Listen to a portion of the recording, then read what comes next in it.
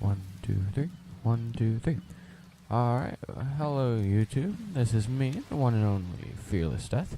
We're here to play the beginner's guide. I already tried making a video of this, but I pressed the wrong button and all my video got lost.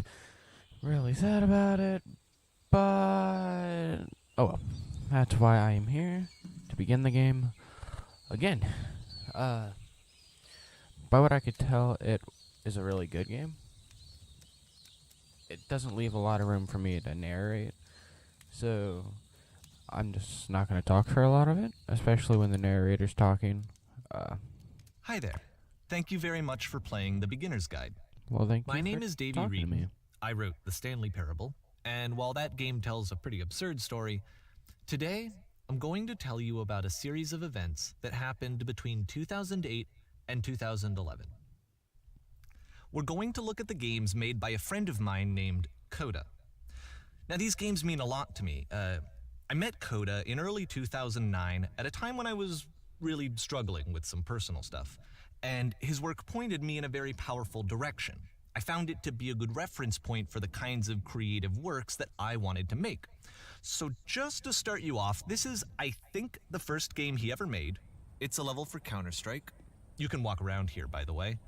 And mostly it's just Koda learning the basics of building a 3D environment. Yeah, but what I like is that even though he starts from the simple aesthetic of a desert town, he then scatters these colorful abstract blobs and impossible floating crates around the level. And of course, it destroys the illusion that this actually is a desert town, and instead this level becomes a kind of calling card from its creator. It's like a reminder that this video game was constructed by a real person. And it kind of makes you wonder, what was going through his head as he was building this? This is what I like about all of Koda's games. That's really not a question that runs in my head. Not that they're all fascinating as games, but that they are all going to give us access to their creator. I want us to see past the games themselves. I want to get to know who this human being really is. And that's exactly what we're going to do here. Completely honest. So, it's 2008. Koda starts making these games, and he never releases any of them. He doesn't put them onto the internet, he just makes them and then immediately abandons them, and they sit on his computer forever. And I think he really understood this image of himself as a recluse. At one point he jokingly renamed his computer's recycling bin to Important Games Folder. So, you know, this was just how he worked. He tended to crank them out one after the other without even really pausing to try to understand what he had just made, until suddenly one day he just stopped. In 2011, that was it. He made his last game, and then he hasn't made another one since. And that's why I've taken this opportunity to gather all of his work together, is because I find his games powerful and interesting, and I'd like this collection to reach him, to maybe encourage him to start creating again. Whoa. And if the people like you who play this also happen to find his work interesting, then I'm sure it'll just send that much stronger of a message of encouragement to Koda. So hopefully thanks for joining me on this. If you have a particular interpretation that I haven't mentioned here, or if you just need to get in touch, you can email me at daveyWreden@gmail.com. So his name is David. Okay, that's about it for introduction. Let's take a look at Koda's first proper game. As each game is loading, I'll show you the date that it was completed. This first one was made in November 2008. Awesome. And that's a really good intro to this game. And in all honesty, Koda, if you are watching this, please continue to make games. This game is called Escape from Whisper, and it's one of the more generic games you'll see from Koda. Warning, Whisper machine status active. Evacuate immediately. Okay. You can click to fire the gun. Security call breached. Hostile alien life form inbound. The door did just open. It kind of looks like this game was abandoned mid-development. For instance, you have this gun, which you'd think would indicate that there are supposed to be monsters or enemies somewhere, but then clearly there are no enemies anywhere. You can't even reload the gun when you run out of bullets. But ultimately we don't really know. Maybe Koda thought that actually it was complete the way that it is. And I think that we should talk about his games for what they are, rather than for what they're not. Enemy force neutralized. Begin shielded operation. I love how you can see the bottom of the universe from this room. I love this narrator. He's really good. Apparently, this space station has a labyrinth on it. Sure, I don't know. There's really no reason for it that I've ever been able to discern, so in the interest of time, I'm just gonna skip you on past it. Thank you very much. Okay, this is the part that's interesting. The game has this narrative about the whisper machine and how it has to be turned off, and then you get to the engine room. Oh, alright. Ooh. Hey, you there, in the engine room. Me? You could save us all. That beam is powering the whisper machine. We could disrupt it by introducing a great enough heat signature. If your body could stop the beam. My It's not body? much to ask, but for all of our lives. would But you what do about it? my life? Could you give yourself? Guess you're giving me no choice here. Seeing as though there's no other way out. Well, I guess if it's for the greater good. Whoop. And I'm dead. Great. Let me pause here for a second. What? What you just experienced, stepping into the beam and then dying, is probably what Koda had initially intended when he was developing this level. But when he first compiles and plays it, something goes wrong. There's a bug somewhere. And this is what happens instead. Oh, hooray, I'm back alive. I can do this I have to do it again. Hooray! What?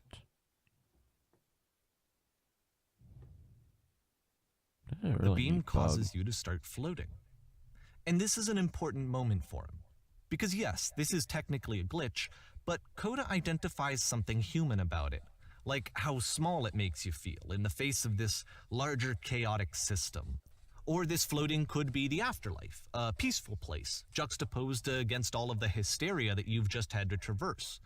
I don't even know. I have no idea what he was thinking, but what's clear is that after making this, something lodges itself in his brain. He wants to do more of these really weird and experimental designs. So he stops work on this and moves on to a stream of tiny little games that go in all sorts of directions. Let's go ahead and take a look at the first game he made after leaving this one behind. Okay. That works. I really like that game. And I love the Yep. In this game, you can only walk thoughts backwards. behind all these games. And this game really pisses me off. You can only go backwards. But the future. So it's a short and relatively minimalist experiment combining motion and narrative. It is less advanced than the previous game, but actually it seems to be more focused, more complete. Koda's trying to give it a unique voice rather than simply basing it on a pre-existing trope.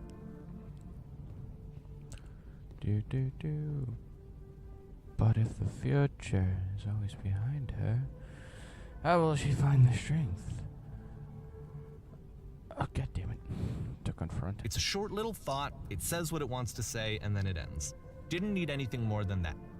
Which to me is why it works, because it gets out quick. Okay, next one. I love the theories behind all of these games. And Koda, please, I swear, if you're watching this, man, continue. You are now entering. Because these are amazing starters to games and could be linked with so many different things. And that's it. Okay, the meaning of this game won't be clear just yet. Please be patient with me for a few more games, and I promise you'll see what makes it interesting. I hope you do, because right now I'm tired. Oftentimes, Koda would put bizarre titles like this one at the start of his games. What the fuck? I wish I'd known him at the time that he was making these early games. He would really only talk to me about his work as he was making it. Once he stopped work on a game, that was it. It was dead to him. And I don't agree with that at all, but what are you gonna do?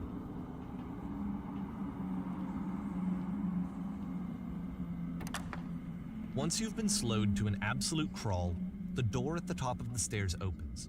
So why, if Koda's not showing these games to anyone, why bother opening the door at all?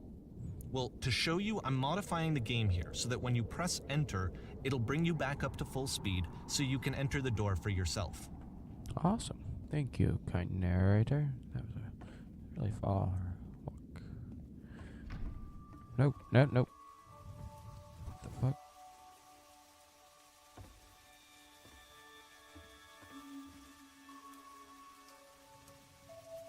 Huh. A room that's warm and nice and filled with little ideas for games.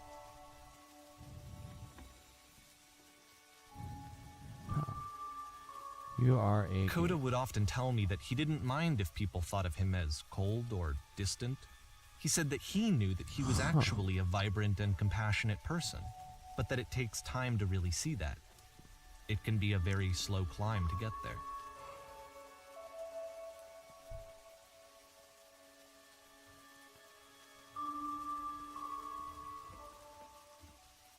Oh, I actually want to read some more of those. Ratty's Hat to Fish. Such a weird name for a...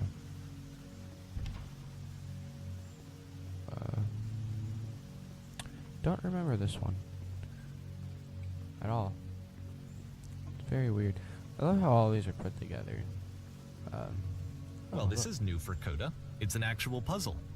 Go ahead and see if you can solve it. Unfortunately, it's not that hard of a puzzle. Don't forget that solution, because we're going to see this puzzle again soon. We're Oh, going but to don't see it a forget lot. those dots. I remember seeing those dots later on in the future. Do do do do do do. Which there was print button. So that seems to be it, right?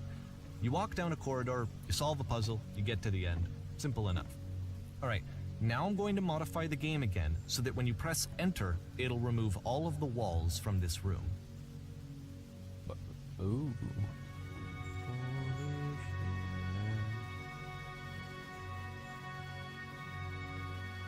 How about that? Definitely didn't There was more to it than we had any way of knowing. I actually find it funny that this game comes after the Stairs game, since they essentially convey the opposite idea. So, in the Stairs game, a dull exterior concealed a rich interior. And then, in this level, a dull interior hides this fantastic outer world. Either way, I think that the point is the same. Is that most of the time I really you don't wish get to Koda know would what have you're missing, incorporated or even all that of you're the missing rest of anything. this into That's his not game. your role as a player. Like, So if your role here is not to understand, then what is it? you have a point. I like getting into the mind of Koda. It's really interesting. Aha. So this, combined with the entering game from earlier, tells us that Koda believes his games are connected somehow. It could even be that the Stairs game and the puzzle game are literally connected in between this and the entering game. There's a bigger picture that all of his games are meant to play a role in, some larger meaning that we won't be able to grasp until we've seen all of them. And once we have, we can step back and start to understand what exactly that bigger picture is.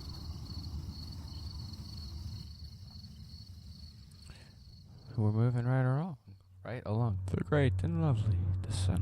Dun dun dun. Nothing else to this world, at least to the naked eye. Let's talk about video game development for a second. Every video game runs on what's called an engine, which determines what the game can and cannot do. So in other words, the engine is a set of tools for game development.